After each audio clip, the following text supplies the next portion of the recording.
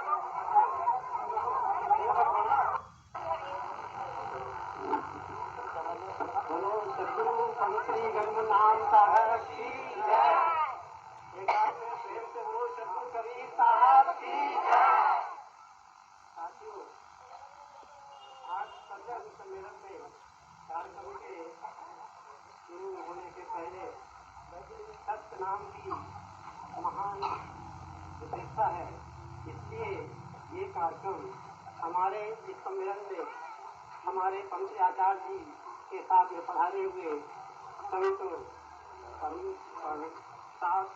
प्रसाद साहब सतनाम धन से कार्यक्रम की शुरुआत करेंगे। मैं प्रसाद साहब से अनुरोध करूंगा, सर्व प्रार्थना करूंगा वो सतनाम धन हमारे उपस्थित प्रेमियों के बीच में प्रस्तुत करें। प्रसाद साहब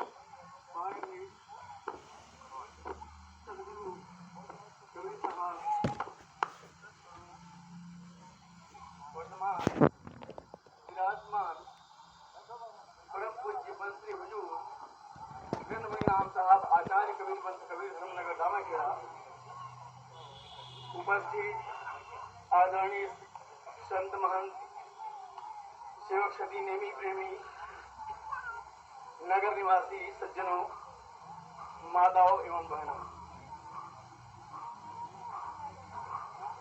सज्जनों, सभा के कार्यक्रम के प्रारंभ में सतनाम महामंत्र का जाप करने का मुझे शुभ अवसर प्राप्त हुआ है। आदरणीय सज्जनों, सतनाम यह समझ लीजिए कि सतनाम ही कबीर पंथ का मूल आधार है। कबीर पंथ का क्या, संपूर्ण विश्व का आधार कहो तो सतनाम ही है। सत्य से ही संसार का विकास होता है, प्रादुर्भाव होता है, विकास होता है, प्रचार होता है, प्रसार होता है और अंत में संपूर्ण विश्व उसी सत्य में सिमटती है। बिना मुख शोभत है नहीं, सत्य बिना नहीं ज्ञान विचारा, सत्य बिना अविनाशी मिले नहीं, सत्य तजे सब आई अशारा। हे तू यही सत्य नाम भजे,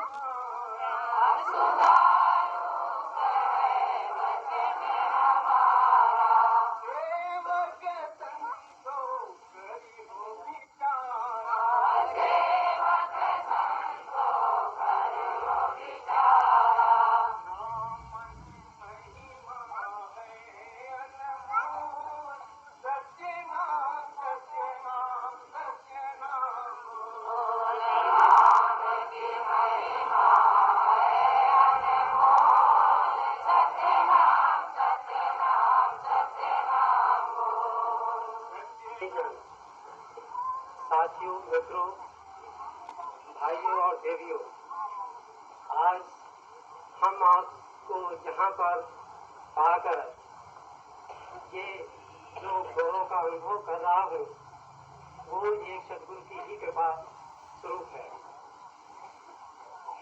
सदगुरु कबीर के आदर्श का ही परिणाम है जो कि मैंने इनकी शरण में रहकर, इनकी शरण में जाकर जो कुछ पाया, जो कुछ सीखा, वो ही हमने सोचा कि अपने जीवन में उसको उतारूं और उसी के फलस्वरूप हमें आज आप सभी का स्वागत करने का अवसर सदगुरु ने स्वयं पधार कर आज हमें इस पवित्र नगरी को, हमारे पवित्र नगरी में आकर के अपने चरण कमलों से हमारे घर को, हमारे प्रेमियों को जो पवित्र किया है, उसके लिए सदगुरु के लिए मैं कहीं क्या सकता हूँ। मैं तो उनसे हमेशा प्रार्थना और विनती ही, निवेदन और आशीर्वाद ही करता चला आया हूँ और चाहता ही हूँ।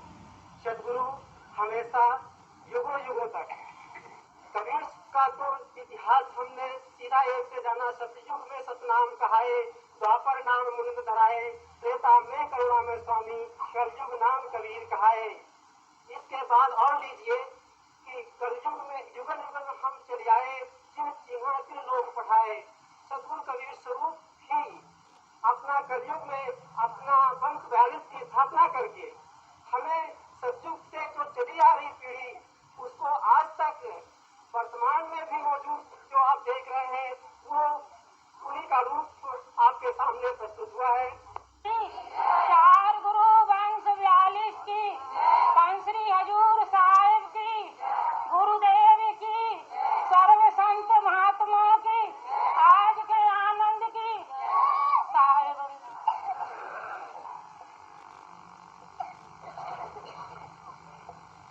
परम पूजनीय त्राता स्मरणीय अनंत विभूषित पूज्य आचार्य साहिब, उपस्थित विद्युत समाज, संत महात्मा, सज्जनगण, माता व बहनों, आज बड़ा सौभाग्य का समय है कि आप सभी के मध्य में, सभी के बीच में हमारे धर्मनगर दामखेड़े पूज्य आचार्य साहिब विराजमान हैं और सभी हम दर्शन का लाभ उठाकर अपने जीवन को किफायत बना रहे हैं। महापुरुषों का ज्ञान हमें यह बतलाता है कि सुख दुख का दाता कोई नहीं। सुख दुख अपने शुभ अशुभ कर्मों का परिणाम। सुख में जीवन यापन करने के लिए मानव को उज्जवल कर्म करना पड़ता है। देखिए, उज्जवल कर्म क्या है? धन दौलत पैसे को कमाना उज्जवल कर्म नहीं है। अच्छी अच्छी बिल्डिंगों को बनाना उज्जवल कर्म नहीं है। इससे मानव के जीवन का विकास नहीं होता है। एक कवि ने कहा भी है, किसी का ईंट और पत्थर पर नाम होता है, भले पुरुषों का सत्कर्मों पे नाम होता है। तो देखिए, मानव का जीवन पुरुषार्थ, परोपकार, दूसरों की सेवा में, विकास में ही उज्जवल होता है। तभी मानव की दुख की निवृत्ति, चिरस्थायी शांति की प्राप्ति के लिए हम महापुरुषों के पास आए। जैसे कि सुधा की निवृत्ति के लिए हम भोजन पाते हैं, पानी पीते हैं, इसी प्रकार रोग की निवृत्ति के लिए औषधि सेवन करते हैं। इसी प्रकार हमारे अज्ञानता की, अविद्या को हटाने के लिए हम महापुरुषों के समक्ष अंग राग हुए हैं। कृष्ण का जो अवतार हुआ है, वास्तविक मानव की हम तुम शरीर से, लेकिन उन्होंने कर्म इस प्रकार के किए, आज हम उनको अनादि से क्या, आज कितने वर्ष हो गए तो भी आज हम इनको मान रहे हैं। सतयुग में राम नहीं थे, किसकी पूजा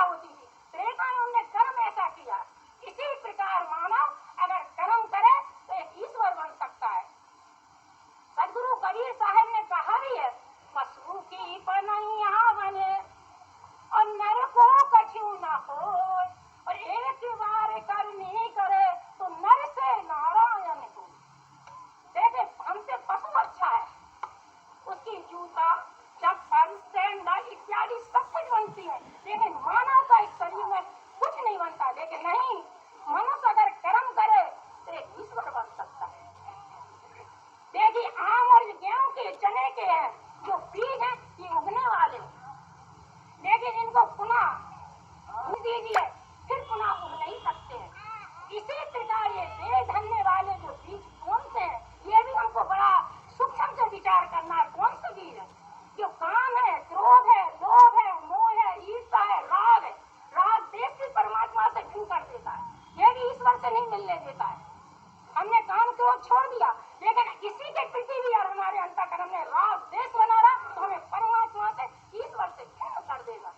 तो जो काम क्रोध लोभ मोह है, ये ईर्ष्या है, इनको निकाल कर इस खग से काटे, विवेक वैराग त्याग सद्गुणी खग से काट कर इसे तो देखिए हमारा जीवन क्या और से और बन जाएगा। तेजोबाई ने कहा भी बड़ी सुंदरता की है, जबिल्ला की चावल धान में, जबिल्ला की चावल धान में और तबिल्ला की आवे जाए, जग चिलिका को छोड़कर मुक्त रूप हो जाए।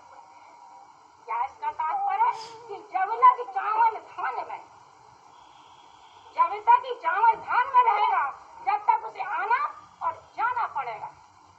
अगर वह धान चावल धान का साथ छोड़ दे तो उसका आना जाना उगना मिट जाए।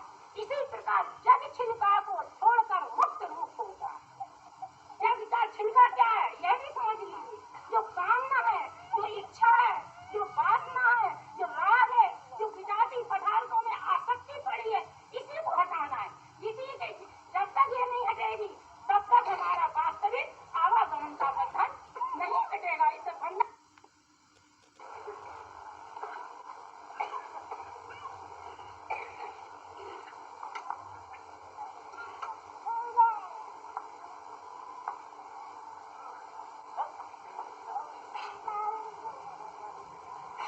अनंत विभूषित पंखी विभूषा महान संत केवल सचिव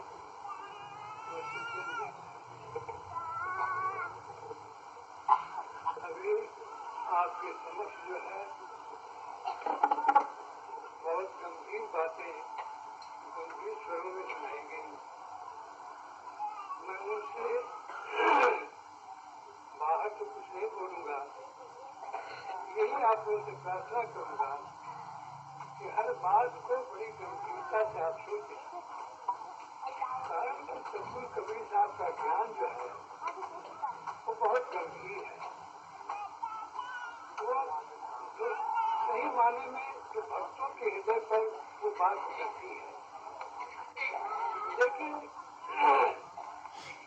वो ज्ञान ऐसा है कि दर्जा 2 का लड़का भी पढ़ता है और अर्थ लगाता है और जीवन में उतारता है तो बहुत कुछ पाता है। उसी ज्ञान को अगर एक पीएचडी करने वाला अर्थ लगाता है और जीवन में उतारता है तो बहुत बातें बन जाती हैं। लेकिन सारी पीएचडी और सारा अर्थ जो है वो भक्ति में निहित है। भक्ति जो है वो एक प्रेम की स्वरूप है। भक्ति प्रेम को कहते हैं और परमात्मा प्रकट है और छिपे हुए हैं। जुगों जुगों से प्रकट है और जुगों जुगों से उनका ज्ञान जो है हमारी आंखों से उछल है। लेकिन अगर परमात्मा को पाना है तो आपको प्रेम को प्रकट आपको करना ही पड़ेगा। प्रेम प्रकट करना है तो आपको थोड़ा सोचना पड़ेगा। सोचना ये पड़ेगा कि आखिरकार ये ब्रह्मांड क्या है, परमात्मा इसकी रचना कैसी थी। एक उर्दू का शायर है कहता है, वैसे तो सतगुरु कबीर साहब ने कहा, लेकिन मुझे उसी किताब से याद आ गई का विकास कहते हैं। उर्दू का शायर कहता है कि जब कुछ न था तो खुदा था, कुछ न होता तो खुदा होता, मिटाया मुझको होने ने, अगर मैं न होता तो खुदा होता। तो परमात्मा ने ब्रह्मांड की जो रचना की, तो आप क्या समझते हैं कि परमात्मा ब्रह्मांड से कहीं बाहर बैठा है? ये कदाप नहीं हो सकता। सूर्य जब प्रकाश देता है तो कहें कि प्रकाश सूर्य नहीं है या गर्मी जो है सूर्य नहीं है, तो ये कैसे माना जाए? हम ये भी नहीं कहते कि सूर्य प्रकाश ही जो है समूचा सूर्य है, लेकिन प्रकाश सूर्य से भिन्न नहीं और सूर्य प्रकाश से भिन्न नहीं। इसी तरीके से परमात्मा का स्वरूप या धर्म का स्वरूप या सद्गुण का स्वरूप जो है संसार में विराजमान है। सद्गुण आप सत्य जिसमें प्रकाशित है, उसी महापुरुष का नाम सद्गुण है। सद्गुण ये सत्य ही जो है सद्गुण कबीर साहब के लिए आया। सद्गुण कबीर साहब को हम कहाँ ढूंढे, लेकिन सद्गुण कबीर साहब को ढूंढा है तो सद्गुण कबीर साहब के शब्दों में समझिए। उन्होंने एक बीजक आश्रम की बड़ी इंपॉर्टेंट पुस्तक है, जिसको आप कहते हैं कि बड़ी अच्छी पुस्तक है। बीजक में भी तो लिख दिया है कि लोग बोले दूर गए कबीर, ये मत जानेगा कोई। कबीर साहब कहाँ चले गए ये कोई ठीक नहीं समझ सकेगा। सद्गुण कबीर साहब ने अपने मानों में ये कहा है कि पंच बयालीस हम सही पंच हमार में जोड़कर नाचे बड़े तलाश की धार है, तो अपना निर्माण नहीं हो सकता। दोस्तों, आज हम अपने चरित्र को बनाने के लिए हमें खुद को अग्रसर होना है। बस इसी बात पर समझ विशेष हो रहा। सज्जनों, अब मैं आप लोगों के बीच महंत आदरणीय महंत श्री शिवनाथ जी को आमंत्रित करता हूँ और क्षमा चाहूंगा कि जो भी प्रवक्ता प्रवचन करेंगे थोड़ा सा समय पर ध्यान रखेंगे।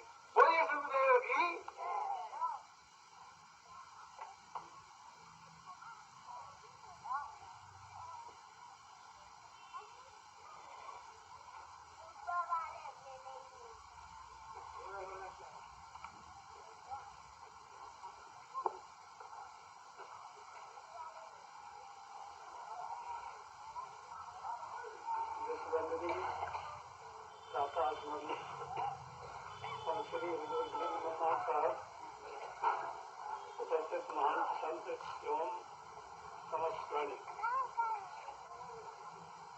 सज्जनों, अभी तक आप हमारे पूर्व वक्ताओं से बड़े मार्मिक उपदेश सुन रहे थे। हम जानते हैं कि आप लोगों का मन बराबर पंक्ति की ओर लगा हुआ है और ये बात भी ठीक है। हम सब तो हमेशा प्रवचन करते ही रहते हैं, आप लोगों के बीच में जैसा भी होते रहता है। तो हम अधिक समय में 2 ही मिनट की बात करेंगे आप लोगों से। वो ये है कि काम क्रोध लोभ मद, ये तो बड़ी मुश्किल की बात होती है। ये छूटना बहुत कठिन था। महसूस हो रहा है। हम आप लोगों से अनुरोध करेंगे कि सबसे पहले आप छोड़ना शब्द सीखें और जब छोड़ने का अभ्यास बने तो उसके बाद छोड़ने की बात क्या छोड़ना सीखें जो आसानी से छोड़ सकते हैं, जिसमें कोई न तो तपस्या की जरूरत है न किसी साधना की जरूरत है, बिल्कुल आराम से। वो चीज क्या है? बीड़ी, सिगरेट, गांजा, भांग, तम्बाकू, सिरका, यानी दुर्व्यसन को छोड़े। जब दुर्व्यसन छोड़ने का अभ्यास बन जाए फिर उसके बाद अंतरात्मा में घुसे, गहराई में जाए, काम क्रोध की बात सोचे। बीड़ी आपको पकड़ती है या कि बीड़ी को आप पकड़ते हैं या आप स्वयं जानते हैं। जिस चीज को आप पकड़ते हैं उसको आराम से छोड़ सकते हैं, जो चीज आपको पकड़ती है वो छोड़ना ज्यादा मुश्किल सा होता है। इसलिए हमारा अनुरोध है कि आप लोग आज सदगुरु के सामने मौजूद हैं और उनका उद्देश्य है कि पान तम्बाकू, छूतरा, अफू और शराब कौन करे इनको बंदगी, ये तो भय खराब। गिरही होते कथे ध्यान और अमली होते धरे ध्यान, साधु होते टूटे भक्त है कबीर, ये तीनों ठग। अगर आप इन उपदेशों को अपनी आत्मा में उतारे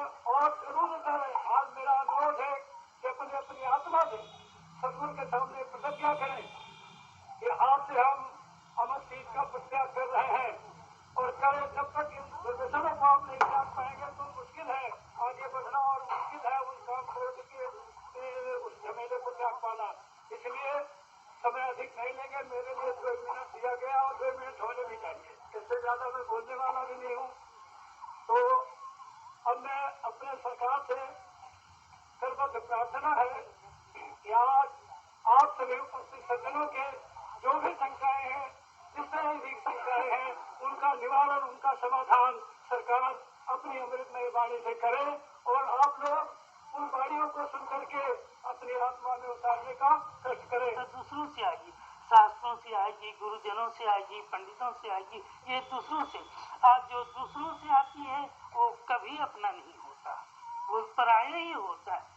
और जो पराया होता है वो कभी साथ नहीं जाता, वो छूटता ही। जो अपना साथ होता है, जिसे हम अपने में डूब कर पाते हैं, वही साथ जाएगा। जो अपना होगा और जो अपना ही नहीं होगा वो साथ जाएगा क्या। इसलिए साहब कबीर ने कहा कि परमात्मा का जो बोध है वो ज्ञान है, और ज्ञान जब भी आएगा तो एक आंधी की तरह आएगा और तुम्हें शून्य बना देगा। साहब कबीर कहते हैं, संतो भाई आई ज्ञान की आंधी, ये आंधी आती ही नहीं। उसी प्रकार से तुम्हारे जीवन में जब भी ज्ञान आएगा तो आंधी की तरह आएगा। आंधी आएगी, देखेंगे आप, कभी अभी आ जाए आंधी तो ये पाल और ये पर्दे, ये खंबे और ये बिजली सब उखड़ जाएंगे और उड़ जाएंगे, कुछ भी नहीं रह जाएगा। उसी प्रकार से जब ज्ञान की आंधी हमारे अंदर आती है तो हमारे अंदर जो भी है, काम है, क्रोध है, लोभ है, मोह है, अहंकार है, राग है, द्वेष है, जो भी है, सब के सब उड़ जाते हैं।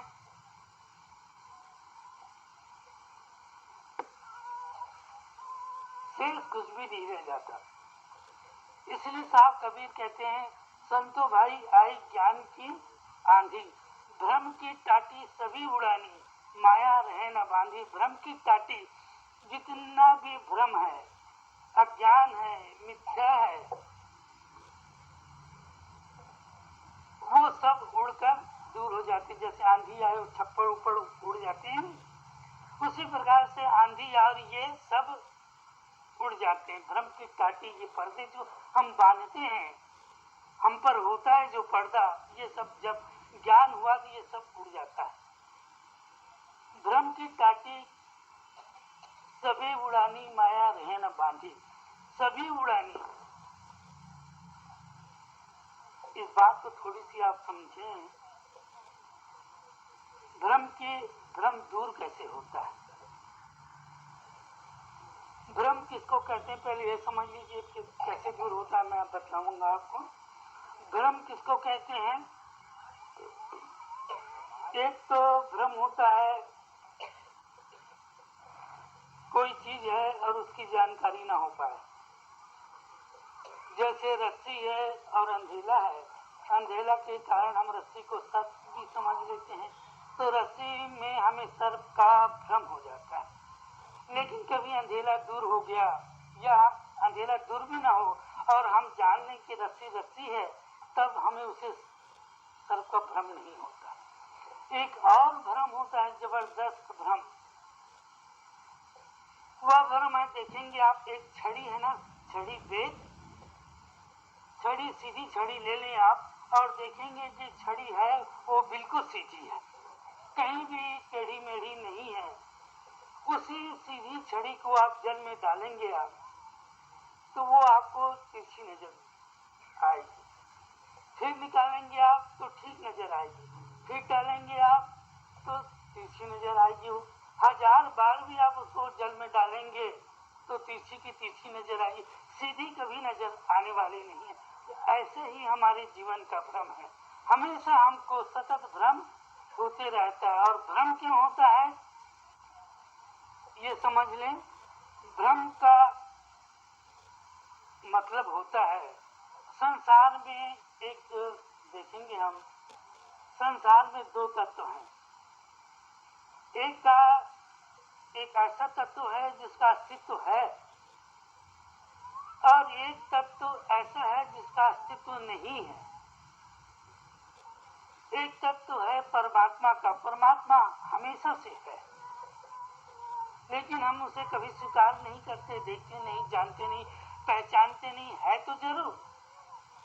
और एक दूसरा तत्व है जो नहीं है, जिसको कहते हैं हम संसार, जिसको कहते हैं हम संसार के रूप, रंग, आकार, प्रकार, ये कुछ भी नहीं है, लेकिन हम उसे मानते चले जाते हैं। जो नहीं है उसको मानते ही ये होता है भ्रम। परमात्मा है प्रकाश, और ये जो भ्रम है वो अंधेरा है। अंधेरा प्रकाश का विरोधी नहीं होता, अंधेरा प्रकाश का अभाव मात्र होता है। जहाँ प्रकाश नहीं होता, जो रहता है वो क्या कहलाएगा? अंधेरा कहलाएगा। अभी आपने देखा कि थोड़े समय के लिए बिजली चली गई तो यहाँ क्या हो गया? अंधेरा। अंधेरा का अस्तित्व नहीं है, ये अभाव मात्र था। बिजली नहीं थी तो अंधेरा हो गया, बिजली आ गई तो अंधेरा भाग गया। तो जो अंधेरा है वो प्रकाश का अभाव मात्र है। उसी प्रकार से जो भ्रम है वो परमात्मा का अभाव मात्र है। जहाँ परमात्मा नहीं होते और जो रहता है वो भ्रम होता है।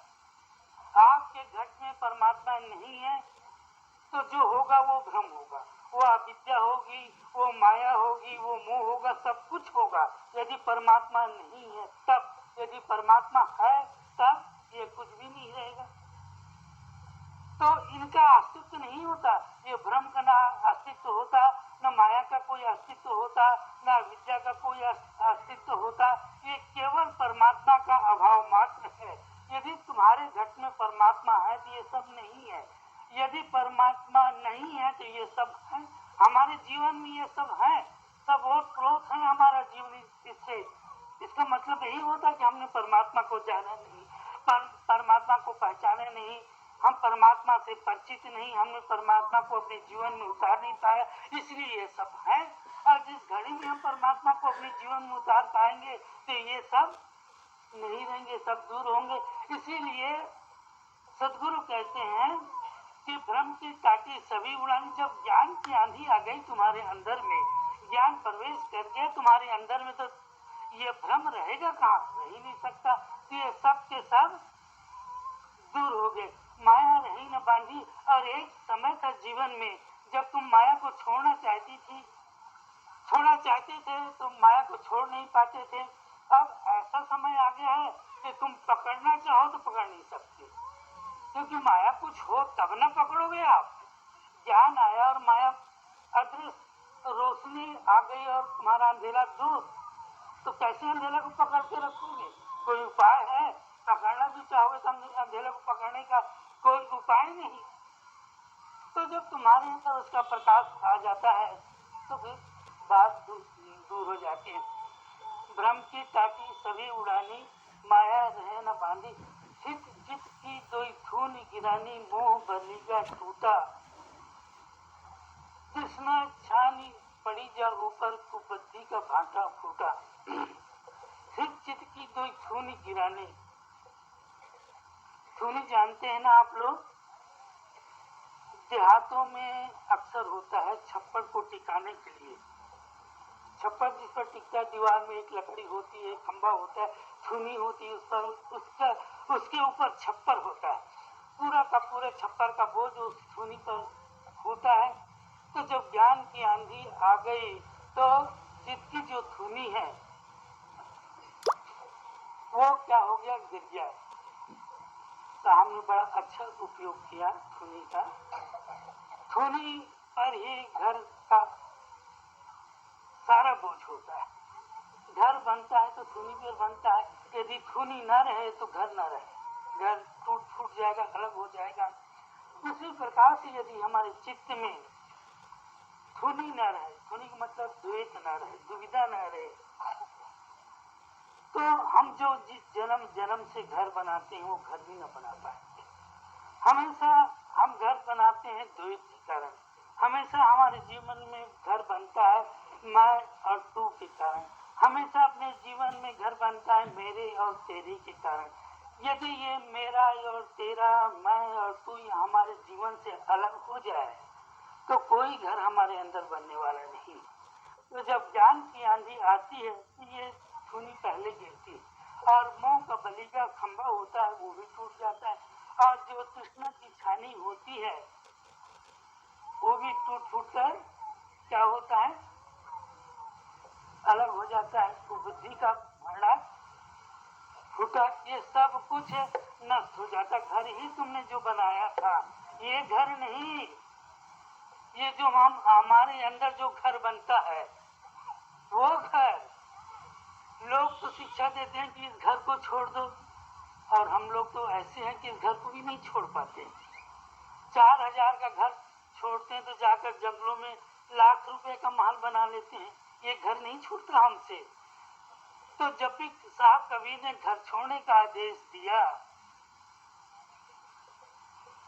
तो अपने जीवन के अंदर में जो हम घर बनाते हैं, जन्म जन्म से जो घर बनाते हैं उसको छोड़ने का आदेश दिया।